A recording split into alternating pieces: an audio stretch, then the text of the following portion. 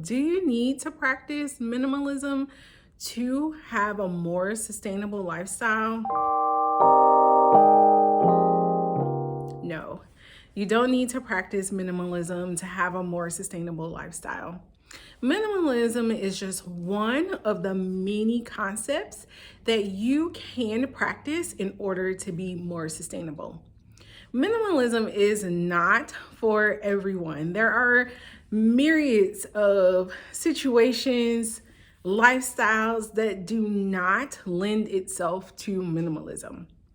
And so when we see many videos that talk to the sustainable lifestyle or sustainable living, sometimes they're centered around the concept of minimalism. But you do not need to be a minimalist to practice a sustainable home. I personally am a minimalist, but I am a minimalist out of me needing to find more balance. At the time, I was operating out of excess, and I needed to take a step back and say, hey, you have experienced minimalism before. Why are you stepping into this world of overconsumption? So, minimalism showed me how to really find contentment in my life with less, how to find balance in my life with less. You do not need to practice minimalism to find balance, contentment, fulfillment in your life or within your sustainable living practice. One of the greatest concepts about minimalism is how it is a very personal journey. We see a lot of videos on how to restrict your wardrobe to a capsule wardrobe, how to only have 50 items in your wardrobe, how to only have 2 handbags, how to only have 10 pairs of shoes. But minimalism is something that's very, very personal. And you have to understand why you're practicing it. Is it just to count the number of items and goods that you have? Or is it a concept that you are wanting to embrace in order to live, 1, more sustainably, 2, help the planet, 3, have more resources such as time and money to participate in activities that you may enjoy more than having a physical object? There are a number of reasons why people do not practice minimalism.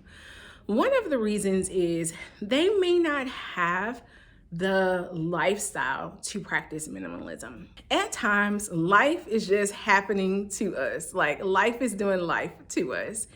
And when that's happening, we are just really trying to survive the day-to-day life. And introducing a whole new concept of living, a whole new concept of thinking just may not be right at the time. Therefore, minimalism may not be right for you if you are going through a period where life is happening, like life is happening to you, and you are just trying to get through the everyday life tasks. At that time, minimalism is just not for you. Another area in when minimalism is just not right for someone is if they have a hobby that they are deeply attached to that may require them to have more material items than the average person.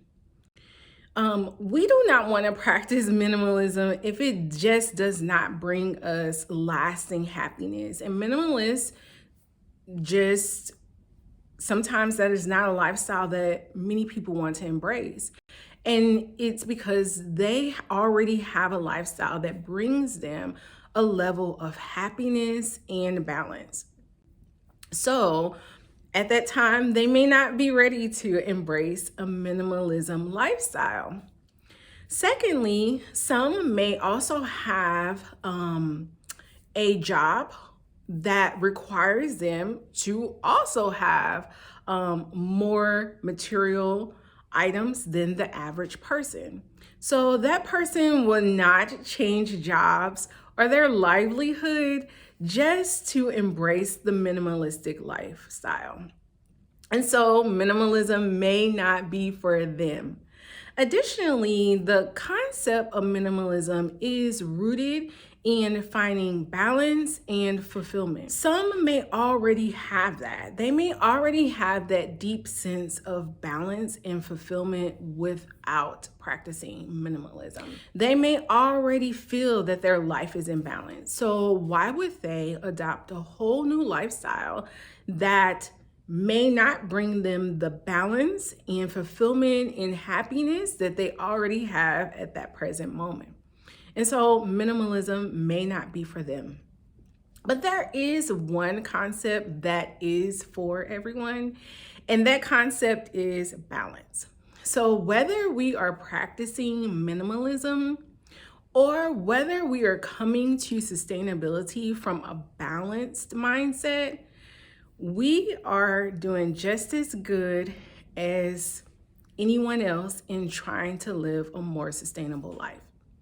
So if you are coming to a sustainable life from a place of balance, you are doing more good than you can imagine.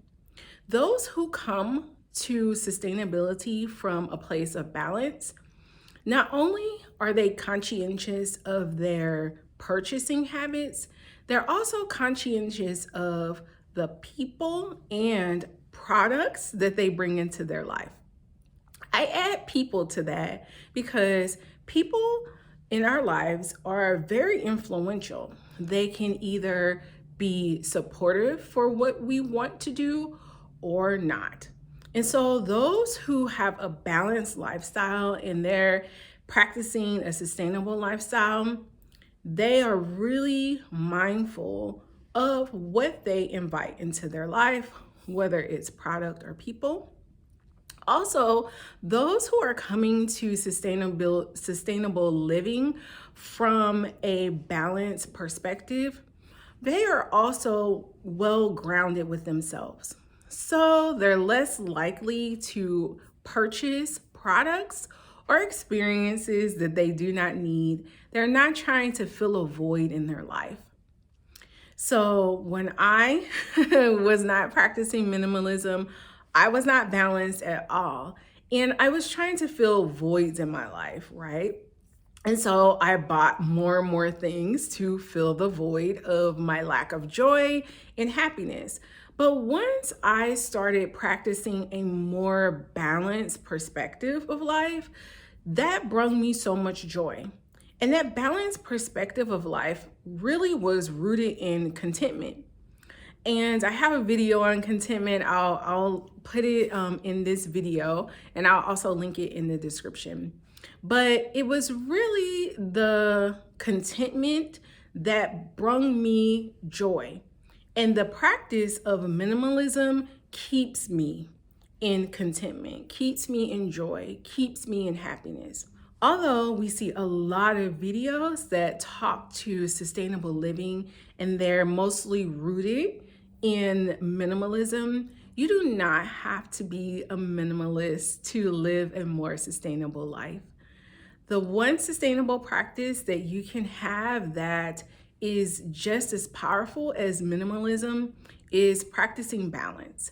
Balance in the way that we view products, balance in the way that we view our lives, and overall balance in concepts that work well for us. Although you may not be practicing minimalism, if you practice balance, you're supporting a sustainable lifestyle just as much as a minimalist. Hopefully this concept of minimalism and balance was helpful to you. Thank you for watching and happy grading.